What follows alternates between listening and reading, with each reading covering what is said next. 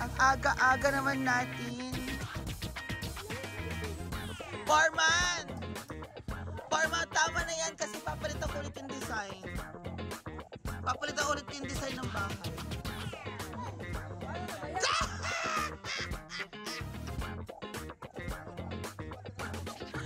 Hindi, baliw. Kahit palitan nyo yung design, ang papag parehas pa rin, diba? Diba? Parehas pa rin, diba? Kumbaga, yan ay flooring. Kahit pagpalit ako ng design, yan pa rin flooring niya, diba? Oo. Oo. Kahit kwarto lang yung book, kahit for example, kwarto lang yung cover, diba? Lahat. Ganun lang yun. So, third day today, guys. Kung sa oras, palit ko karon at ko ng balingasag. O si Ford, o diba guys, hirap sila kasi kailangan nila ng boot. So, 1 hour puntang balingasag, okay? O diba? Busy na naman ang lola mo! Ay! Andyan nila siya. So, pili ang boots ha kasi medyo umulan. So, see you later, 4 months. 4 months and months, okay? Bye! So, diba guys, nasa Gaisano tayo. Ngayon, bumili na rin ako ng trash can. At ayun yung mga boots, so. Wala tayong katulong dito. Independent lang tayo. Wala tayong katulong. Pero sana may jowa. May jowa-jowa na yan. O yan, diba? O, nag-grocery din ako ng onte. Supply. O, may upuan akong bago para sa site. Diba? Ganyan lang. Hirap na ako. Hi boy. Hala guwapo. Bibi.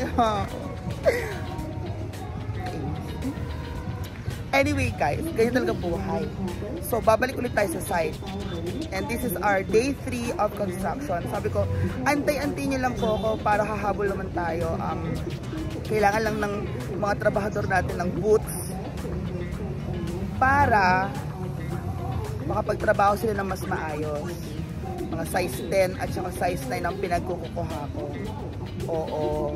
Kailangan ng boots. Yun na naman kasi maputik. Tsaka sobrang ano talaga ng clay soil doon sa lote. So, may papakita pa tayong design later kay Foreman. And ito na. Secure na natin to. Bye guys. Tale, very good. See you later. And thank you nga pala kay Kuya Virgil of Mr. DIY guys, sa tutulong sa atin. So, thank you. Hey guys, kapoy talaga guys, diba? Pero tignan nyo guys, so meron akong biniling bagong upuan. And si Foreman, nagre-reklamo po guys si Foreman. Kasi, wala daw siyang mauwi na Tanduay number 5. No, yan, Tanduay kinagbuhos. Nagbubuhos na sila guys. Ayan na nagbuhos na yan. May foundation na yan. Itong ano dyan. Teka lang, pagod ako guys, kaya ayoko halos tumayo. Galing pa ako ng balingasag. Ano bilhin natin, Foreman? Mga boots. Ayan, ang daming boots.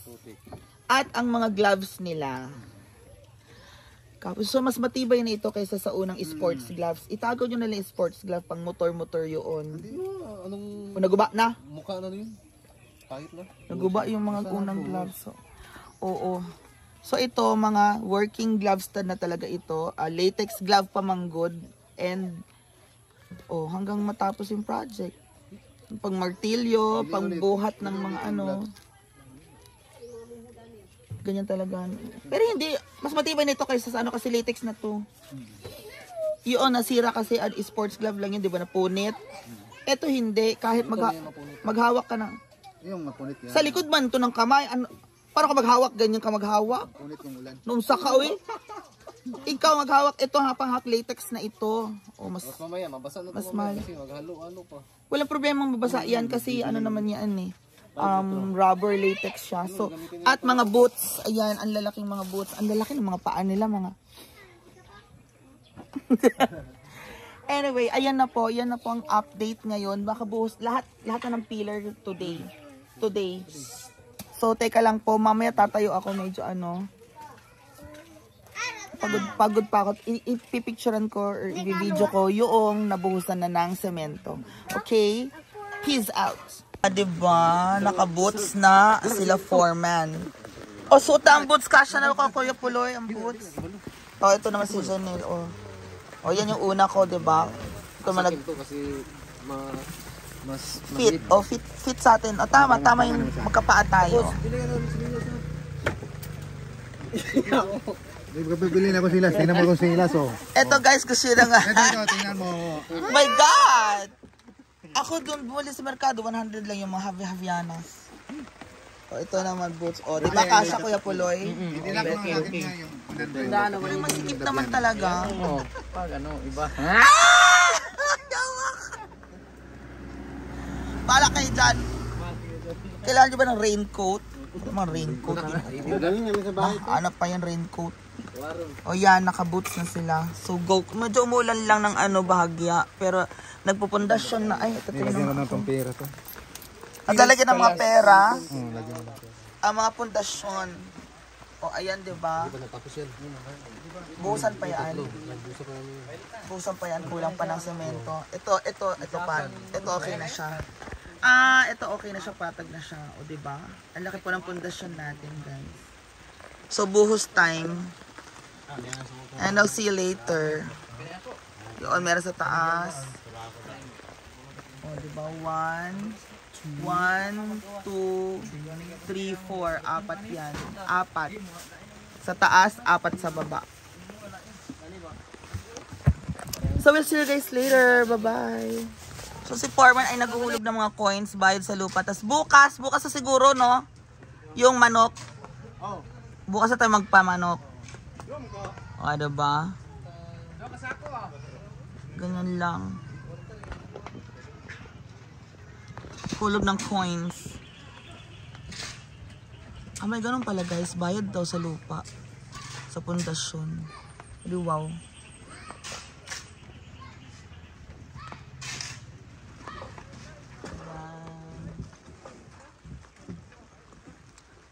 Hindi ba babasa yan? Mag-mixing na din talaga sila dahil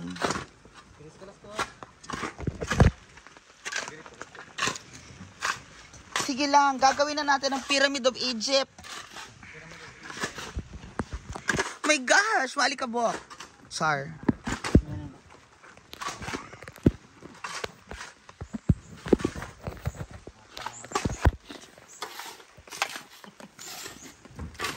Ang ganda ng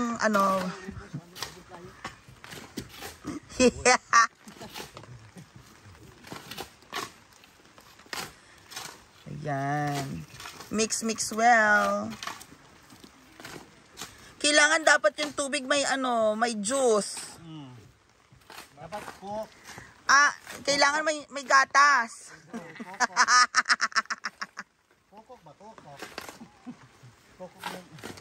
Coco blend. Para siyang Oreo.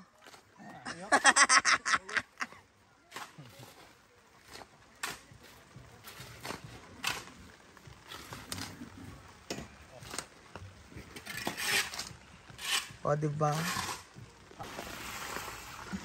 Hindi pa niya na-realize na mahal niya ako. Ayan po, gumagawa na po tayo ng isla.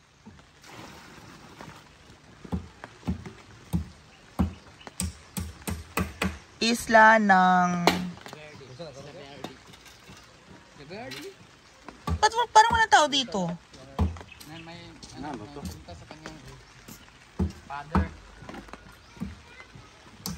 Pero lahat ng mga bahay na to may mga nakatira. Mga silingan ni Kim Kim.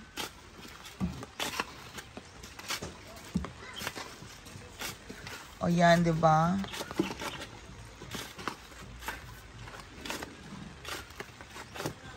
Sino bumili ng pala? Ikaw. Ako rin ba? Diba guys, hindi ko na tuloy maalala. Kasi kain ako ng choco Choco mucho.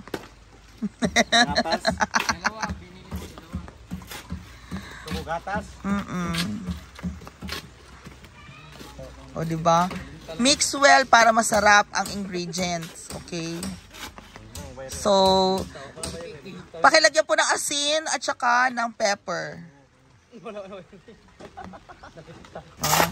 Yan po si Kim, guys. Diba? Magaling po si Kim. Ay! Kuya Kim! Pati Kim!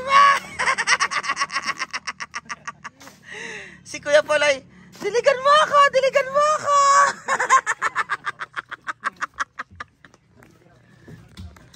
O, diba? Tabo. O, dahil si Kuya Poloy po ay mahilig magdilig.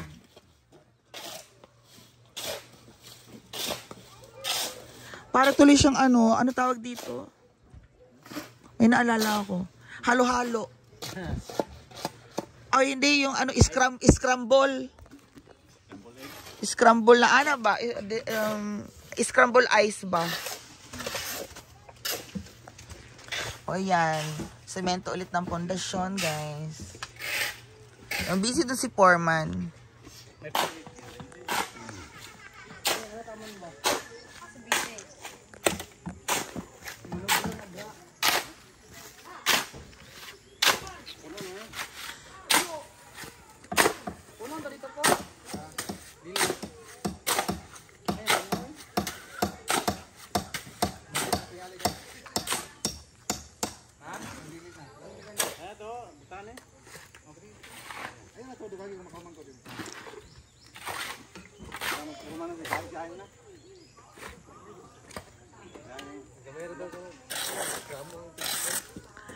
And that is our third day.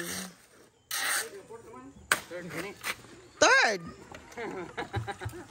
O sige na guys, mag-upload na rin ako. Okay. See you later. Mag-stocks pa sa later. Okay, bye.